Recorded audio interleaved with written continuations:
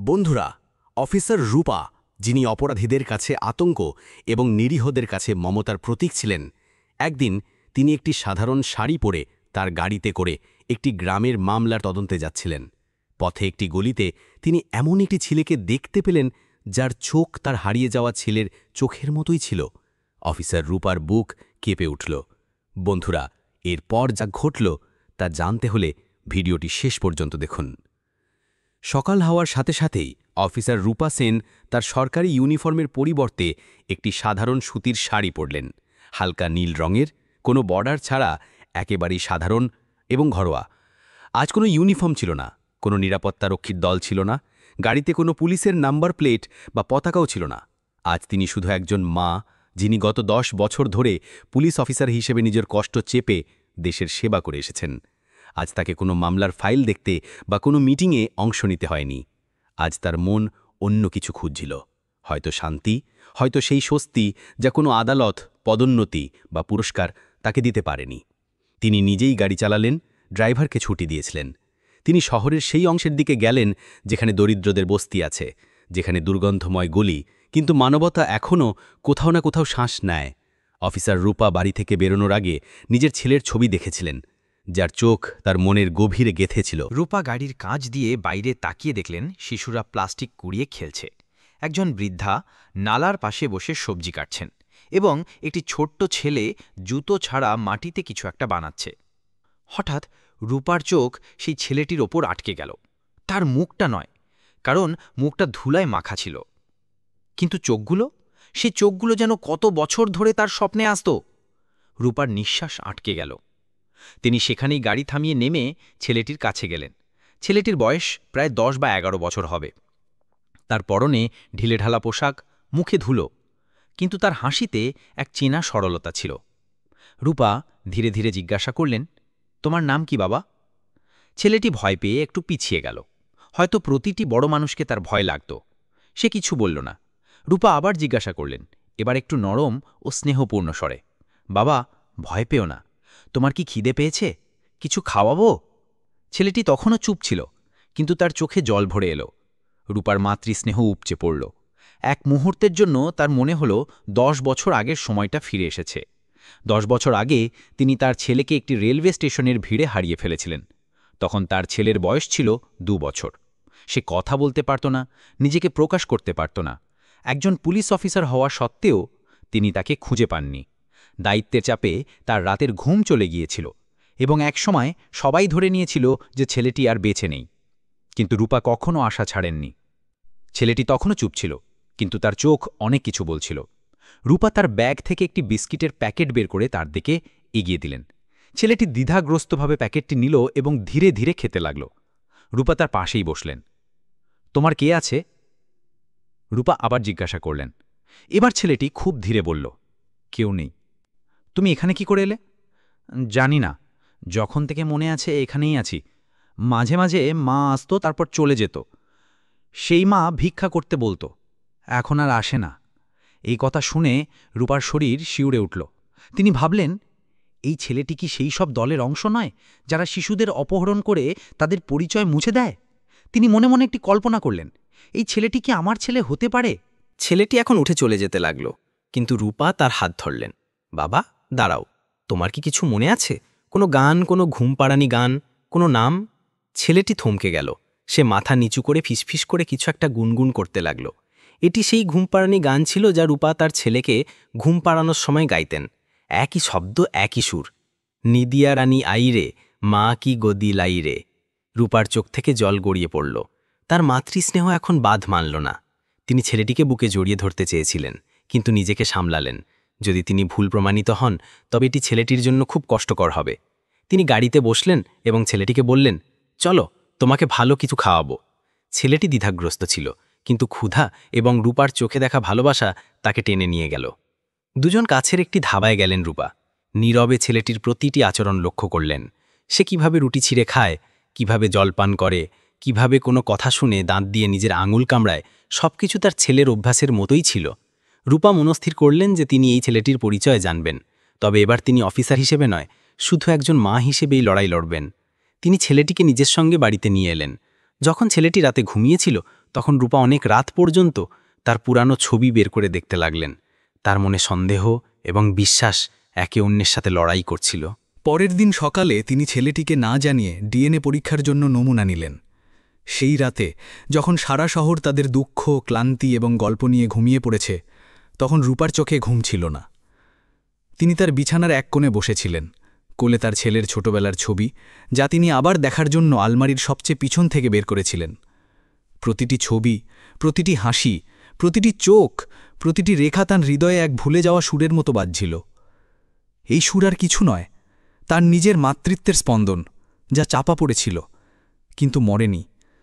তিনি বারবার নিজের মনকে বোঝাতে চেষ্টা করেছেন যে এটা শুধু তার সন্দেহ, সব চোখ একরকম হয় না, সব ঘুমপাড়ানি গান সবার মনে থাকে না, এবং সব অভ্যাসের মানে এই নয় যে সে তার নিজের সন্তান। কিন্তু মায়ের মন কোনো যুক্তি মানে না। মায়ের মন শুধু হৃদস্পন্দনকে চিনতে পারে।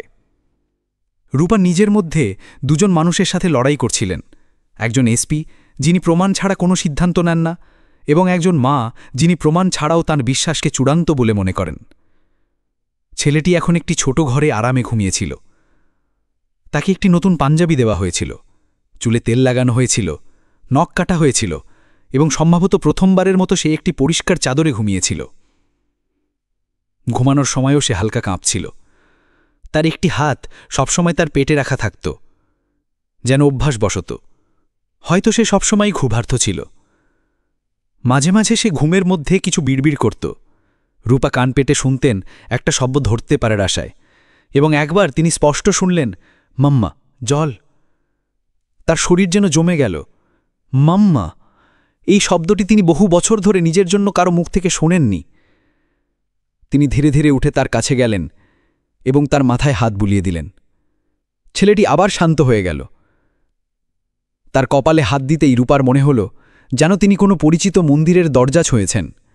একটি স্পর্শ যা কোথাও হারিয়ে গিয়েছিল, আজ হঠাৎ ফিরে এসেছে। সকাল পর্যন্ত রূপার পুরো শরীর ভারী হয়ে গিয়েছিল, কিন্তু তার আত্মায় একটি নতুন শক্তি ছিল। আজ ডিএনএ পরীক্ষার রিপোর্ট আসার কথা ছিল। তিনি ছেলেটিকে তুললেন, যত্ন করে তাকে তৈরি করলেন, জলখাবার খাওয়ালেন এবং তাকে স্কুলে পাঠাচ্ছেন এমন ভান করে নিজের অফিসে নিয়ে গেলেন। অফিসে সবই অবাক হয়ে গেল।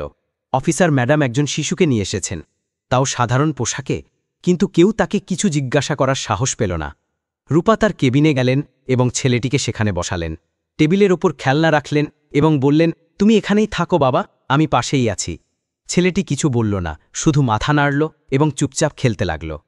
কিছুক্ষণ পর ল্যাব থেকে একজন অফিসার এলেন। রিপোর্ট একটি সাদা খামে ছিল। রূপা খামটি হাতে নিয়ে কেঁপে উঠলেন, যেন কোনো ফাঁসির রায় বা জীবনের প্রথম শব্দটি লেখা হচ্ছে। তিনি নিজেকে শান্ত করলেন, গভীর নিঃশ্বাস নিলেন এবং ধীরে ধীরে খামটি খুললেন। রিপোর্ট পড়তে গিয়েই তার চোখ ভরে গেল। ডিএনএ মিলে গেছে। রূপার চোখ থেকে জল গড়িয়ে পড়ল, আনন্দের, অনুশোচনার, বিশ্বাসের এবং হয়তো সেই ভাগ্যের বিরুদ্ধে এক অভিযোগের, যা তাকে মা হয়েও তার সন্তানকে কেড়ে নিয়েছিল। রিপোর্ট পরিষ্কার বলছিল, এই সেই ছেলে যে 10 বছর আগে নিখোঁজ হয়েছিল।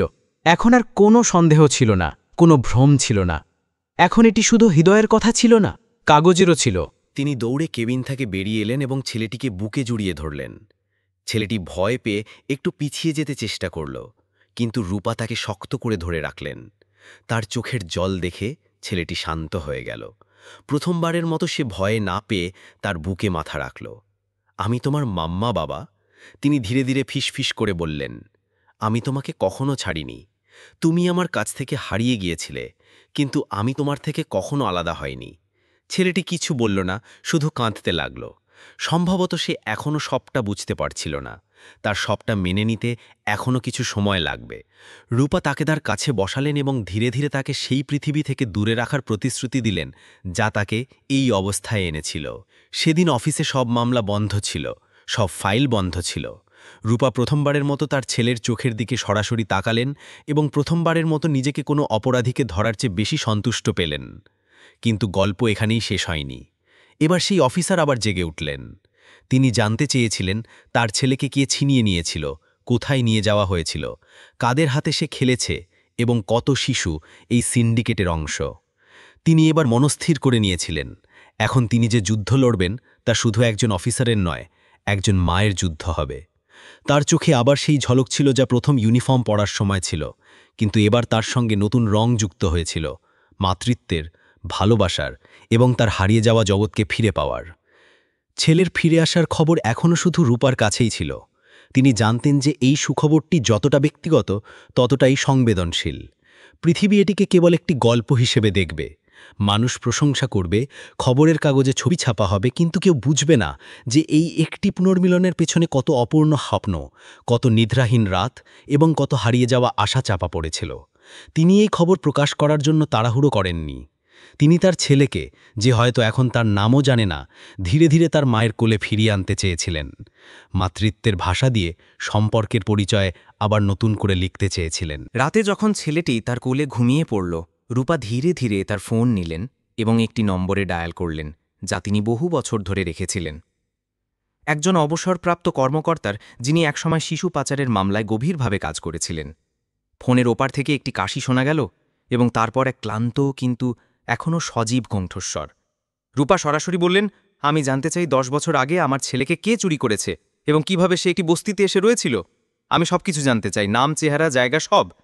ওপাশ থেকে কিছুক্ষণের জন্য নীরবতা ছিল। তারপর সেই কণ্ঠস্বর বলল, কিছুই বদলায়নি ম্যাডাম, শুধু নামগুলো বদলেছে। পদ্ধতি আজও একই। দারিদ্র্য, রেলওয়ে স্টেশন, পরিত্যক্ত শিশু, তারপর ভিক্ষাবৃত্তির দল বা গৃহস্থালীর কাজের নেটওয়ার্ক।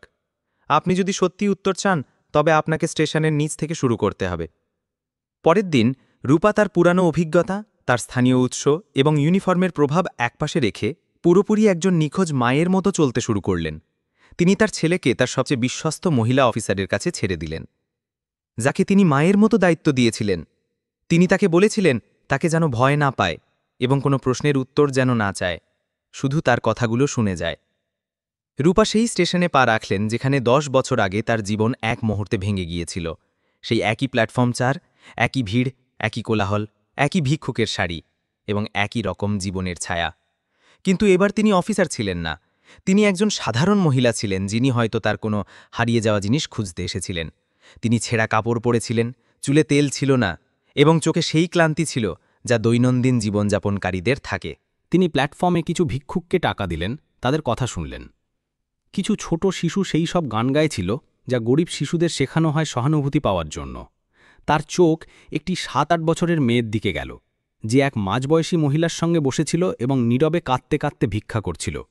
রূপা তার পাশে বসলেন এবং ধীরে ধীরে জিজ্ঞাসা করলেন, তুমি কি স্কুলে যাও না? মেয়েটি মাথা নিচু করে নিল। মাঝবয়সী মহিলাটি ঘুরে তাকিয়ে বলল, আপনি কে? কেন এসব জিজ্ঞাসা করছেন? রূপা ধীরে ধীরে ক্ষমা চাইলেন এবং উঠে এক চা বিক্রেতার কাছে গিয়ে বসলেন। সেখান থেকে তিনি দেখলেন যে সেই মহিলাটি বারবার তার ফোনে কিছু দেখছিল এবং কিছু সময় পর একজন মাঝবয়সী পুরুষ সেখানে এলো এবং মেয়েটিকে নিয়ে গেল। এবার রূপা তাদের পিছু নিলেন। কোনো পুলিশ দল নেই, কোনো ওয়্যারলেস নেই, শুধু একজন মা, যিনি এবার অন্যের জন্যও সেই লড়াই লড়ছেন যা তিনি নিজের ছেলের জন্য লড়েছিলেন। সেই মাঝবয়সী লোকটি মেয়েটিকে নিয়ে স্টেশন থেকে বের হয়ে একটি পুরানো ভ্যানে উঠল এবং ভ্যানটি সরাসরি একটি পুরানো গুদামের দিকে গেল। রূপা তার বাইকে করে তাদের অনুসরণ করলেন। তার ফোনে জিপিএস অন ছিল, যার অবস্থান তিনি তার এক বিশ্বস্ত অফিসারকে পাঠিয়েছিলেন। যখন ভ্যানটি থামল, সামনে একটি ভাঙা বাড়ি ছিল, যেখানে কোনো বোর্ড ছিল না। গেট লোহার ছিল, কিন্তু অর্ধেক খোলা। রূপা দেওয়ালের কাছে গেলেন এবং দেখলেন যে সেখানে আরও 2 জন শিশু ছিল এবং 3 জন পুরুষ কথা বলছিল। নতুন মাল পরের সপ্তাহে আসবে, এবার তা বাংলা থেকে আনা হবে। এই কথা শুনে রূপার রক্ত গরম হয়ে গেল, কিন্তু তিনি তার রাগ ঠান্ডা লোহার মতো ভেতরে জমা করে রাখলেন। তাকে পুরো জালটি ভাঙতে হবে, শুধু একটি সুতো টানলে হবে না। তিনি ফোন বের করে ভিডিও রেকর্ড করা শুরু করলেন এবং ধীরে ধীরে ফিরে এলেন। সেই রাতেই রূপা সব প্রমাণ, ভিডিও, অডিও এবং অবস্থান রাজ্যের শিশু অপরাধ শাখার ডিরেক্টরকে পাঠালেন, কিন্তু তার নাম প্রকাশ করলেন না। তিনি শুধু এতটুকু বললেন, এটি শুধু শিশুদের পাচার নয়, মা ছেলের সম্পর্ক নষ্ট করার ষড়যন্ত্র। যখন তিনি রাতে তার ছেলের কাছে ফিরলেন, তখন দেখলেন যে সে এক কোণে বসে দেয়ালে আঙুল দিয়ে কিছু আঁকছে। একটি ঘর, তাতে মা এবং একটি শিশু। কোনো শব্দ লেখা ছিল না, কিন্তু রূপা সবটা বুঝতে পারলেন। তিনি তার ছেলেকে কোলে নিলেন এবং প্রথমবারের মতো তার নাম ধরে ডাকলেন, আয়ান। ছেলে কি চমকে উঠল, কিন্তু হেসে দিল। এই হাসি প্রথমবার তার হৃদয় থেকে বেরিয়েছিল। এখন আয়ানের চেহারা বদলাতে শুরু করেছে। সে এখন আর ভয় পায় না, বরং কথা বলতে শুরু করেছে। একদিন সে জানালো যে কিভাবে কিছু কাকু তাকে ট্রেনে নিয়ে গিয়েছিল এবং কিভাবে তারা বলেছিল যে তার মা চলে গেছে, এখন তারা তার সঙ্গে আছে। সে বলল যে কিভাবে তাকে রাস্তায় ফেলে দেওয়া হয়েছিল এবং কিভাবে তার নাম বারবার বদলানো হয়েছিল, কখনো রাহুল, কখনো গুড্ডু, কখনো শান। রূপা জানতেন যে এখন এটি কেবল তার লড়াই নয়, এটি এখন একটি মিশন, সেই সব শিশুদের জন্য যাদের পরিচয় কোনো লোভের কাছে হারিয়ে গেছে, যাদের সরলতাকে ব্যবসায়ীরা এক দামে বেঁধে দিয়েছে। তিনি আয়ানকে বুকে জড়িয়ে ধরলেন এবং বললেন, এবার আমরা প্রতিটি আয়ানকে তার বাড়ি ফিরিয়ে দেব। রূপার জীবনে এখন দুটি চরিত্রের ভূমিকা শুরু হয়েছিল। একটি চরিত্র ছিল একজন মা, যে সকালে বাড়িতে আয়ানের সাথে হাসে, তার পছন্দের দুধ তৈরি করে, বই থেকে ছবি দেখিয়ে গল্প শোনায়, এবং যখন আয়ান হঠাৎ ভয় পেয়ে তার বাহুতে ঝাঁপিয়ে পড়ে তখন মা হয়ে তার চুল আদর করে। অন্য চরিত্রটি সেই একই ছিল, যে পুলিশ একাডেমিতে প্রথমবার ইউনিফর্ম পরে শপথ নিয়েছিল যে সে সত্যের জন্য লড়াই করবে, শত্রু যেই হোক না কেন। কিন্তু এখন এই দুটি চরিত্র একে অপরের মধ্যে মিশে গেছে। মা এখন প্রতিটি শিশুর মধ্যে তার নিজের আইনকে দেখতে লাগলেন, এবং অফিসার এখন কেবল আইনের নয়, মানবতার ভাষায় কাজ করতে বাধ্য হলেন। আয়ান এখন ধীরে ধীরে নিজেকে প্রকাশ করতে শুরু করেছিল। সে রূপাকে মাঝে মাঝে মাম্মা বলে ডাকত, তারপর সঙ্গে সঙ্গে থেমে যেত, যেন ভয় পাত যে তিনিও তাকে ছেড়ে যাবেন। একদিন যখন রূপা তাকে একা একটি ঘরে বসে থাকতে দেখলেন, তখন জিজ্ঞাসা করলেন, কি হয়েছে বাবা? সে ধীরে ধীরে বলল, যদি আপনিও চলে যান। সেই একটি বাক্য রূপার আত্মাকে নাড়িয়ে দিল। তিনি তার মাথায় হাত রেখে বললেন, আমি আর কোথাও যাব না, এখন তুমি আমার বাড়ি। সেই সন্ধ্যায় রূপা তার পুরানো মামলার ফাইলগুলো নিয়ে এলেন। তিনি 10 বছরে নিখোঁজ হওয়ার সব শিশুর ফাইলগুলো এক এক করে পড়তে শুরু করলেন। পাতাগুলোতে ছিল বেদনা, ছবিগুলোতে ছিল নীরব আর্তনাদ, এবং বিবৃতিতে ছিল গভীর অসহায়তা। প্রতিটি ফাইল যেন আয়নের মতোই একটি নতুন গল্প বলছিল। কোনো মা রেলওয়ে স্টেশনে কাঁদতে কাঁদতে পাওয়া গিয়েছিল, কোনো বাবা খবরের কাগজে বিজ্ঞাপন দিয়েছিলেন, কোনো বোন তার ভাইকে খুঁজতে দাঁড়ে দাঁড়ে ঘুরেছিল। এই সব কিছুর মধ্যে একটি জিনিস সাধারণ ছিল, সিস্টেমের ক্লান্তি। মামলাগুলো খোলা হয়েছিল, তারপর বন্ধ হয়ে গিয়েছিল। কিছু ক্ষেত্রে তো এফআইআরও করা হয়নি। রূপা স্থির করলেন যে তিনি এখন শুধু আয়নকে নিয়ে সীমিত থাকবেন না। তিনি তার জেলায় একটি বিশেষ শিশু সুরক্ষা কেন্দ্র তৈরির প্রস্তাব দিলেন, যেখানে প্রতিটি নিখোঁজ শিশুর ফাইল আবার খোলা হবে। তিনি একটি টাস্ক ফোর্স তৈরি করলেন এবং প্রথমে সেই রেলওয়ে স্টেশন এবং বাসস্ট্যান্ডগুলোতে নজর দিলেন যেখান থেকে সবচেয়ে বেশি শিশু নিখোঁজ হয়েছিল। একদিন একটি শিশু সদন থেকে খবর এলো যে সেখানে একটি শিশু এসেছে, যে ক্রমাগত একটি নাম ধরে ডাকছে, সোনু, মাম্মা, সোনু। নামটি বিশেষ কিছু ছিল না, কিন্তু যখন রূপা সেই হোমের রেজিস্টার দেখলেন, তখন জানতে পারলেন যে শিশুটিকে যে লোকটি সেখানে রেখেছিল তার চেহারা সেই গুদামের র্যাকেটের লোকের চেহারার সঙ্গে মিলে যায়। এটি কেবল একটি কাকতালীয় ঘটনা ছিল না। তিনি তার দলকে সেই লোকটির খোঁজে পাঠালেন। তদন্তে জানা গেল যে সেই লোকটি আসলে একটি বড় সিন্ডিকেটের অংশ, যা অনেক রাজ্যে ছড়িয়ে আছে। শিশুদের চুরি করা, তাদের নাম পরিবর্তন করা, কখনো তাদের ভিক্ষুকের দলকে বিক্রি করা, কখনো গৃহস্থালির কাজের জন্য, বা কখনো অবৈধ অঙ্গ ব্যবসার জন্য পাচার করা, এই সব কিছুরই একটি পুরো নেটওয়ার্ক ছিল। এখন এই লড়াই কেবল একজন মায়ের ছিল না, এটি এখন একটি সিস্টেমের বিরুদ্ধে দাঁড়িয়ে থাকা একটি যুদ্ধ হয়ে উঠেছিল। রূপাই বিষয়টি রাজ্য সরকার পর্যন্ত নিয়ে গেলেন। একটি বিশেষ তদন্তকারী দল গঠিত হল এবং রূপাকে তার প্রধান করা হলো। কিন্তু যখন তদন্ত এগিয়ে যাচ্ছিল, রূপা প্রতিদিন আয়নের সঙ্গে একটি নতুন সম্পর্ক গড়ে তুলছিলেন। সে এখন স্কুলে যেতে শুরু করেছে। প্রথমবারের মতো যখন সে স্কুল ইউনিফর্ম পরল, তখন রূপার চোখে আবার সেই স্বপ্ন ফিরে এলো যা তিনি কখনো তার ছেলের সঙ্গে দেখতেন। বই, কাঁধে ব্যাগ এবং ছুটি শেষে বাড়ি ফেরা একটি ছোট্ট শিশু। স্কুল থেকে ফিরেই আয়ান সব কথা বলতো। আজ আমি ক্লাসে প্রথম উত্তর দিয়েছি, আমি পেন্টিংয়ে এ পেয়েছি, ম্যাডাম আমাকে স্টার দিয়েছেন। তারপর সে দৌড়ে এসে রূপাকে জড়িয়ে ধরত। এই জড়িয়ে ধরায় এখন আর কোনো দ্বিধা ছিল না, কোনো ভয় ছিল না, শুধু বিশ্বাস ছিল। কিন্তু রূপা জানতেন যে আয়নের কাছ থেকে যে বিশ্বাস তিনি পেয়েছেন তা প্রত্যেক সেই মায়ের অধিকার যার কোল খালি হয়ে গেছে। তিনি রাজ্যের সমস্ত পুলিশ বিভাগকে নির্দেশ দিলেন যে শিশু অপরাধ সম্পর্কিত কোনো মামলা তার নজরদারি ছাড়া আর সামনে যাবে না। আয়ান এখন গল্প লিখতে শুরু করেছিল। একদিন সে একটি পাতা রূপাকে এনে দিল, যেখানে লেখা ছিল, একটি শিশু হারিয়ে গিয়েছিল, কিন্তু তার মম্মা তাকে খুঁজে নিয়ে এসেছেন। এখন সে আর কখনো হারাবে না। রূপা সেই কাগজটি তার অফিসে টেবিলে লাগিয়ে দিলেন। ঠিক তার নিচে ছিল পুলিশের সেই শপথপত্র, যেখানে লেখা ছিল সততা, সেবা এবং ন্যায়। এখন তার জীবনে কোনো বৈপরীত্য ছিল না, কোনো বিভ্রান্তি ছিল না। এখন তিনি মাও ছিলেন, অফিসারও ছিলেন, এবং এখন তার লড়াই কোনো পদোন্নতি, পদক বা খবরের কাগজের শিরোনামের জন্য ছিল না। এখন তার লড়াই ছিল সেই সব ছিন্ন সম্পর্কের জন্য, যা মা ছেলে, বোন ভাই এবং মানবতার সম্পর্ক গড়ে তোলে। যে সকালে সূর্য তার প্রথম রশ্মির সাথে পৃথিবীকে হালকাভাবে স্পর্শ করছিল, সেই সকালে রূপা সেনের চোখে ঘুম ছিল না। তিনি জানালার পাশে দাঁড়িয়ে দূর আকাশের দিকে তাকিয়েছিলেন, যেন কোনো উত্তর খুঁজছেন। তার আঙুলগুলো কাঁপছিল, যেন এক অজানা ভয় তার ভেতর থেকে উঠে আসছিল। কিন্তু এই ভয় কোনো অপরাধীর কাছ থেকে ছিল না। এই ভয় ছিল সেই সব সত্যি থেকে যা তিনি জেনেছিলেন এবং যা প্রকাশ করা এখন তার সবচেয়ে বড় দায়িত্ব ছিল। আগের রাতে আয়ান তাকে একটি প্রশ্ন করেছিল, মাম্মা, যারা শিশুদের চুরি করে তারা কি ধরা পড়ে? রূপা কিছুক্ষণের জন্য চুপ ছিলেন। তারপর তার মাথায় হাত বুলিয়ে দিয়ে বললেন, অবশ্যই বাবা, একদিন সবাই ধরা পড়ে। কেউ সত্য থেকে পালাতে পারে না। কিন্তু এখন তিনি নিজেই জানতেন যে সেই সিন্ডিকেটের শিকড় অনেক গভীরে, এত গভীরে যে অনেক প্রভাবশালী ব্যক্তি এর সাথে জড়িত। তিনি যে গুদামটি ধরেছিলেন সেটি ছিল কেবল একটি সংযোগ। সেই লোকটিকে গ্রেফতার করার পর জিজ্ঞাসাবাদে যে নামগুলো উঠে এসেছিল তা খুবই চাঞ্চল্যকর ছিল। একজন অবসরপ্রাপ্ত পুলিশ কর্মকর্তা, একটি শিশু কল্যাণ কেন্দ্রের পরিচালক, একজন স্থানীয় রাজনীতিবিদ এবং একজন বিখ্যাত ডাক্তার।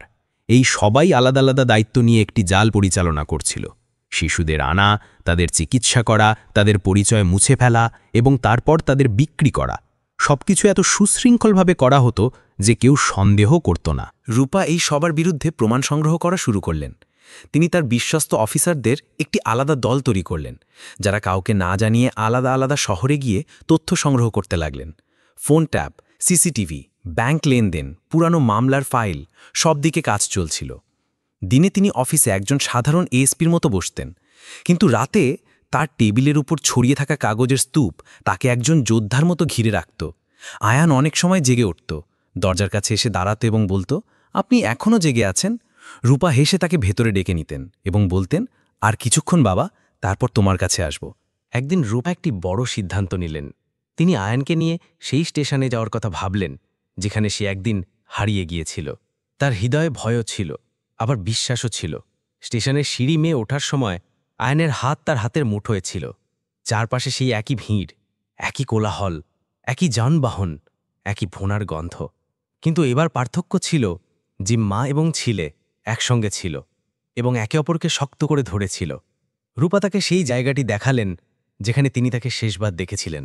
আয়ান চুপ করে থাকল, তারপর ধীরে ধীরে বলল, আমার মনে নেই মা, কিন্তু এখন কোনো ব্যাপার না, আমি তো ফিরে এসেছি। এই শব্দগুলোতে যেন বহু বছরের যন্ত্রণার শেষ ছিল। রূপা তাকে বুকে জড়িয়ে ধরলেন এবং চোখের জল আটকে রাখার চেষ্টা করে বললেন, হ্যাঁ বাবা, আর কখনো হারাবে না। এই যাত্রার পর রূপা একটি বই লেখার সিদ্ধান্ত নিলেন। আয়ানের গল্প নয়, বরং সেই সবের গল্প যারা হারিয়ে গিয়েও ফিরে আসতে পারে। তিনি প্রতিটি মায়ের সাথে যোগাযোগ করলেন, প্রতিটি শিশুর গল্প লিখলেন যে কখনো রেলওয়ে স্টেশন থেকে হারিয়ে গিয়েছিল, তারপর কোনো বস্তি, কোনো ফুটপাত বা কোনো অন্ধকার ঘরে পাওয়া গিয়েছিল। বইটির নাম রাখা হল মায়ের শাড়ি এবং হারিয়ে যাওয়া ঘুমপাড়ানি গান। তো বন্ধুরা, এই ভিডিওতে এই পর্যন্তই। যদি এই ভিডিওটি আপনাদের ভালো লাগে তাহলে অবশ্যই লাইক করতে ভুলবেন না। আপনার একটি লাইক আমাদের আরও ভালো কিছু তৈরি করতে অনুপ্রাণিত করে। এই ভিডিওটি আপনার বন্ধু এবং পরিবারের সঙ্গে শেয়ার করুন। হতে পারে এই ভিডিওটি কারো সাহায্যে আসতে পারে।